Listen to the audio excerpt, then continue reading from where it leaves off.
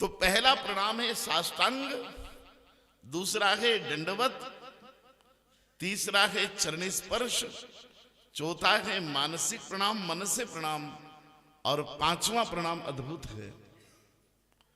पांचवा प्रणाम है दो हस्तक और एक दो हाथ। ये क्रिया शक्ति के प्रतीक है और ये मस्तक ज्ञान का प्रतीक है, बुद्धि का प्रतीक है। और आदमी को या तो अपनी अकल का अभिमान पैदा होता है या तो हाथ से पैसे कमाए पैसों का अभिमान होता है। और ये दोनों जोड़कर जब आप झुका देते हो तो धन का और बुद्धि के दोनों अहंकार समाप्त हो जाता है। ये अपने कर्म का सा, मैंने ये किया, मैंने ये किया, मैंने ये करते हैं ना, ये कर्म का अहंकार है। और मेरा अहंकार रोज देखते हो ना, मैंने वहां कथा करी, मैंने वहां कथा करी, मैं रोज वर्णन करता हूं। ये काय का अहंकार है? कर्म का अहंकार। थोड़ा ज्ञान का अहंकार भी है।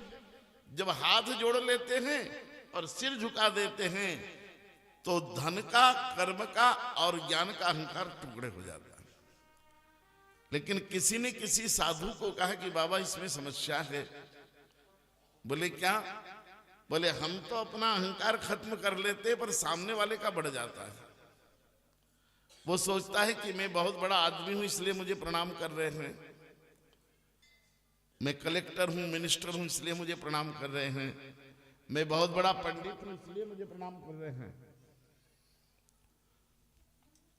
मैं बहुत बड़ा दानवीर हूं इसलिए मुझे प्रणाम कर रहे हैं, मैं बड़ा ज्ञान, नीचे ले लेंगे, मैं बड़ा ज्ञानी हूं इसलिए मुझे प्रणाम कर रहे हैं।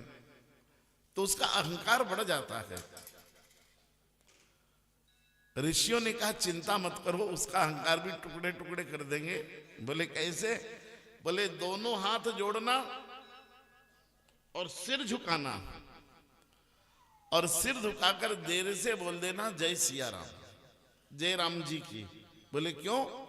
बोले उसको समझ में आ जाएगा कि हम तेरे धन को प्रणाम नहीं कर रहे हैं, तेरे पद को प्रणाम नहीं, तेरे ज्ञान को प्रणाम नहीं, तेरे बल को प्रणाम नहीं, तेरी जमीन जायदाद को प्रणाम नहीं। बोले फिर? बोले तेरे भीतर जो राम बैठा है उस राम को प्रणाम करते हैं, जय राम जी की। तो वो भी हाथ जोड़ करके देगा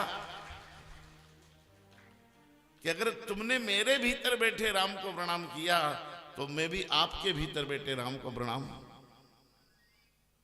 आत्मा से आत्मा मिले और एक दूसरे में परमात्मा का दर्शन कर ले, यही ये प्रणाम है। दो हस्तक और एक।